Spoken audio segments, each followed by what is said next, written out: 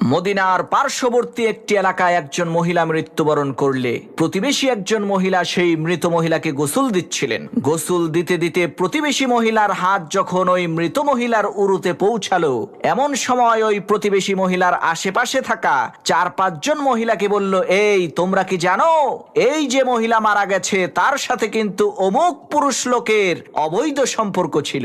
আল্লাহর কি কুদরত! এই কথা বলার সাথে সাথে ওই প্রতিবেশী মহিলার হাত মৃত মহিলার উরুর সাথে অলৌকিকভাবে আটকে গেল। এদিকে জানাজার নির্ধারিত সময় চলে আসলো, অনেক লোকজন জড়ো হলো, কিন্তু কি আশ্চর্য বিষয়, ওই মৃত মহিলাকে গোসল দেওয়াই শেষ হচ্ছে না। তখন বাড়ির পুরুষ লোকজন পর্দার আড়াল থেকে প্রতিবেশী ওই মহিলাকে জলদি করে গোসলের কাজ সম্পূর্ণ করতে বলল। তখন ওই প্রতিবেশী মহিলা বলল, আমি তো এই লাশকে জলদি করেই ছেড়ে দিতে চাই, কিন্তু এই লাশ তো আমাকে ছাড়তে চায় না। কি আশ্চর্য বিষয়!